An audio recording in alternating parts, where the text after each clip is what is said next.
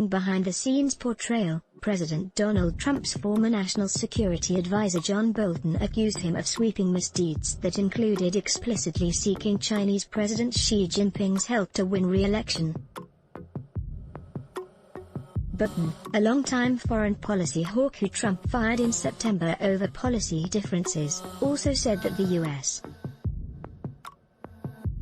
president had expressed a willingness to hold criminal investigations to give personal favors to dictators he liked, according to a book excerpt published in the New York Times. The White House attacked Bolton but did not comment directly on excerpts from the room where it happened, a White House memoir published on Wednesday in the Wall Street Journal, the New York Times and the Washington Post. The accusations are part of a book that the U.S. government on Tuesday sued to block Bolton from publishing, arguing it contained classified information and would compromise national security. The government is seeking a court hearing on Friday. Together, they portray a U.S. president mocked by his top advisors who exposed himself to far more extensive accusations of impropriety than those that drove the Democratic-led House of Representatives to impeach Trump last year. The Republican-led Senate acquitted Trump in early February. Trump was accused of withholding U.S. military aid last year to put pressure on newly elected Ukrainian President Volodymyr Zelensky to provide damaging information on Democratic political opponent Joe Biden. Had Democratic impeachment advocates not been so obsessed with their Ukraine blitzkrieg in 2019, had they taken the time to inquire more systematically about Trump's behavior across his entire foreign policy, the impeachment outcome might well have been different, Bolton wrote, according to excerpts of his book published in the Wall Street Journal. https://www.wsj.com/articles/John Bolton. The scandal of Trump's China policy 11592419564. Critics of Bolton note he declined to testify before the House inquiry when his disclosures could have been critical, adhering instead to White House guidance. Representative Adam Schiff, the California Democrat who led the prosecution of Republican Trump, slammed Bolton for saying at the time that he'd sue if subpoenaed. Instead, he saved it for a book, Schiff said on Twitter.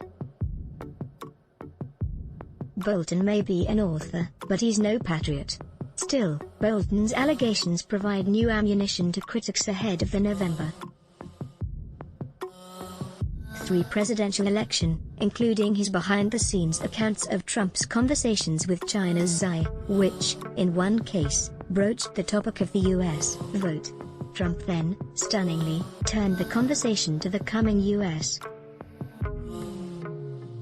presidential election, alluding to China's economic capability and pleading with Xi to ensure he'd win. Bolton wrote, in the most in-depth, damaging portrayal by a Trump administration insider to date, and just days after former Defense Secretary Jim Mattis accused the president of trying to divide America. Biden said in a statement, "If these accounts are true, it's not only morally repugnant, it's a violation of Donald Trump's sacred duty to the American people." U.S. Trade Representative Robert Lighthizer said in Senate testimony that Bolton's account was absolutely untrue. "I was at the meeting. Would I recollect something as crazy as that? Of course I would," Lighthizer said. "This never happened in it for sure. Completely crazy." White House spokeswoman Kayleigh McEnany called Bolton a misguided hawk on foreign policy, but a weak dove of an author and, on Twitter, quoted Bolton previously praising Trump. Trump eroded presidency. Although Trump's administration had been strongly critical of China's mass detention of mostly Muslim Uyghur minority and other Muslim groups, Trump gave Xi a green light in that same meeting, Bolton said. According to our interpreter, Trump said that Xi should go ahead with building the camps, which Trump thought was exactly the right thing to do, Bolton wrote, adding another top White House official said Trump made similar comments during his November 2017 trip to China. Bolton cited an innumerable number of conversations in which Trump demonstrated fundamentally unacceptable behavior that eroded the very legitimacy of the presidency. A former U.S.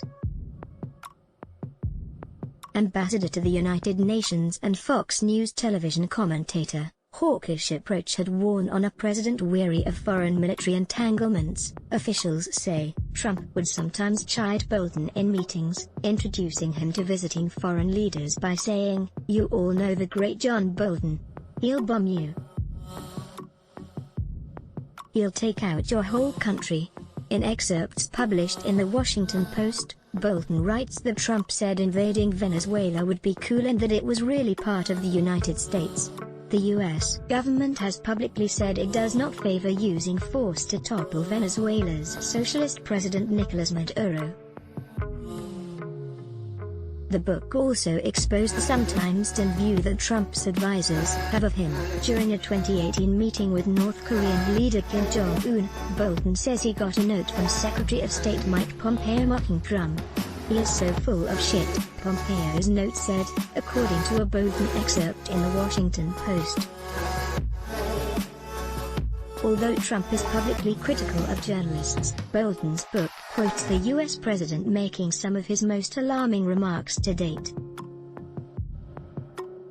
In a summer 2019 meeting in New Jersey, Trump allegedly said journalists should be jailed so they have to divulge their sources. "These people should be executed. They're scumbags," according to another excerpt in the Post.